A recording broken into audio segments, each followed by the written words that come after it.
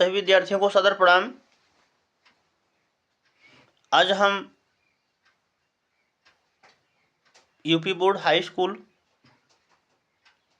कक्षा 10 विषय हिंदी खंडकाव्य के प्रथम पाठ पद के पद्यांश नंबर 10,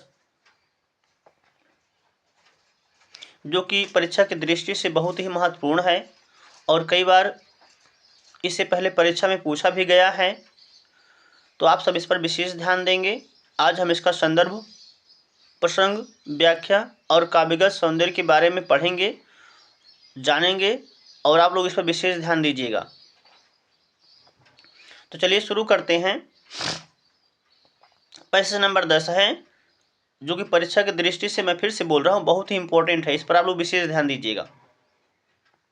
कह रहे हैं, निर्गुण कौन देश को वासी, मधुकर कहि समुझाई सौंह दय, बूझत साँच न हासी, को है जनक कौन है जननी, कौन नारी को दासी, कैसो बरन बेस है कैसो, किहि रसमय अभिलाषी, पावे गो पुनकियो आपनौ, जोरे करोगे गांसी, सुनत मौन है रहो बावरो, शूर सबय मतिनासी। फिर से बात पढ़ते हैं।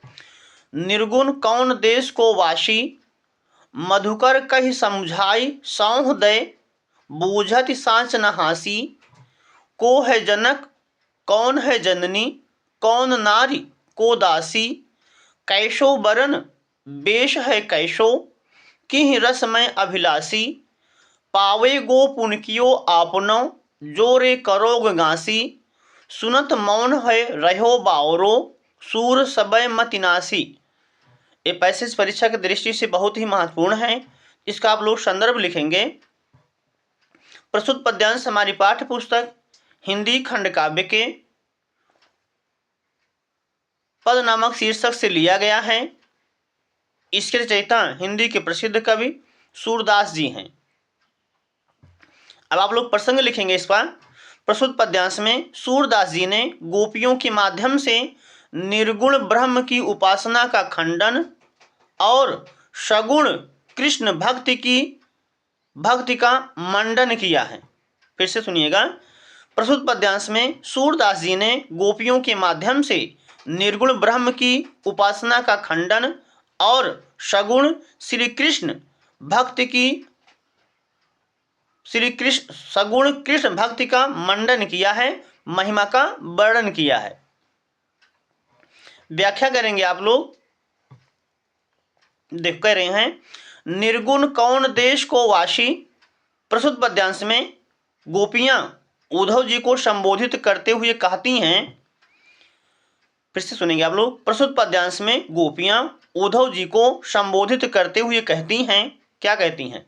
निर्गुण कौन देश को वासी, हे उद्धव, ये निर्गुण ब्रह्म किस देश के निवासी हैं? वासी मीन्स निवासी। निर्गुण कौन देश को वासी, हे उद्धव जी, ये निर्गुण ब्रह्म किस देश के निवासी हैं? अगली लाइन है, मधुकर कहि समुझाए सौंह दे, हम तुमको शपथ दिलाकर सत्य पूछती हैं। सौंह मीन्स शपथ दिलाना, कसम खिलाना। मधुकर कहि समुझाई सौंह दे, हम तुमको शपथ दिलाकर सत्य पूछती हैं। बूझत साँच न हासी, कोई हंसी मजाक नहीं कर रही हैं। फिर से देखिए, मधुकर कहि समुझाई सौंह दे, हम तुमको शपथ दिलाकर सत्य पूछती हैं। बूझत साँच न हासी, कोई हंसी मजाक नहीं कर रही हैं। को है जनक, तुम यह बताओ कि निर्गुण का पिता कौन है? जनक मीन्स पिता। को है जनक, तुम यह बताओ कि निर्गुण का पिता कौन है? कौन है जननी, इसकी माता कौन है? कौन नारी, कौन पत्नी है? को दासी, और कौन उसकी दासी है? फिर से देखिए, को है जनक, मुझे यह बताओ कि, गोपियां उद्धव से कहती हैं, को है जनक, मुझे यह बताओ कि निर्गुण का पिता कौन है? को है जननी, उसकी माता कौन है, कौन नर उसकी पत्नी कौन है, को दासी और उसकी दासी कौन है, कैशो बरन, बरन में स्वरूप रंग, कैशो बरन उसका रंग रूप कैसा है, वेश है कैशो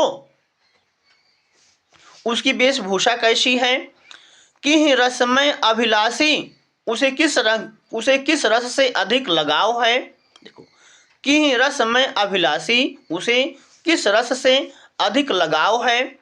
पावे गो पुनकियो आपनो,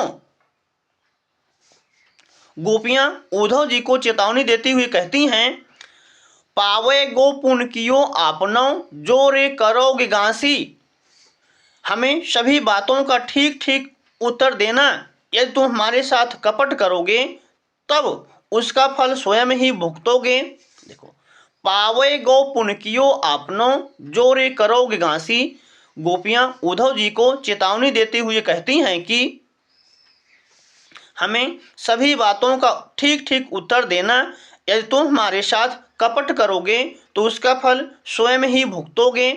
सुनत मौन होए रहो बावरो सूर सबय मत नासी, सूरदास जी कहते हैं कि गोपियों के इतने व्यंग्यात्मक तर्क सुनकर उद्धव ठगे से हो गए और उनका सारा विवेक समाप्त हो गया।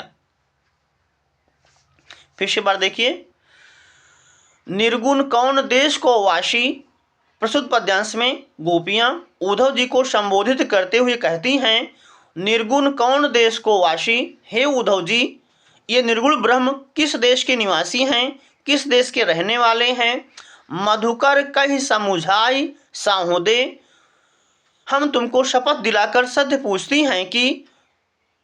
पूछती हैं, बूझत सांच न हासी, कोई हंसी मजाक नहीं कर रही हैं।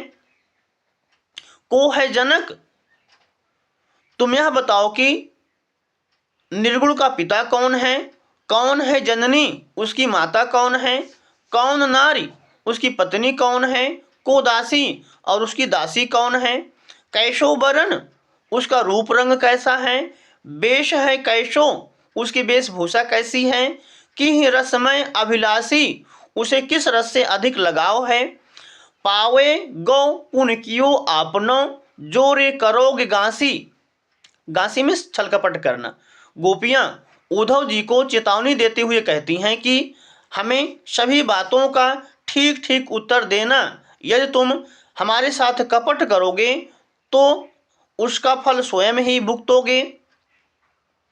सुनत मौन होए रहो बावरो सूर सबय मतिनासी, सूरदास जी कहते हैं कि गोपियों के इतने व्यंग्यात्मक तर्क सुनकर उद्धव जी ठगे से हो गए और उनका सारा विवेक समाप्त हो गया। अब आप लोग काव्यगत सौंदर्य देखेंगे, भाषा ब्रज है, शैली मुक्तक है, गुण माधुर्य है, रस वियोग श्रृंगारस एवं हास्य रस, छंद गेय पद है, शब्द शक्ति लक्षण। मैं फिर से कह रहा हूँ, इस पैसेज को आप लोग विशेष ध्यान दीजिएगा, 1 बार 2 बार 3 बार रिवाइज कीजिएगा। ये परीक्षा की दृष्टि से बहुत ही महत्वपूर्ण है, इस पर आप लोग विशेष ध्यान दीजिएगा। बहुत बहुत धन्यवाद।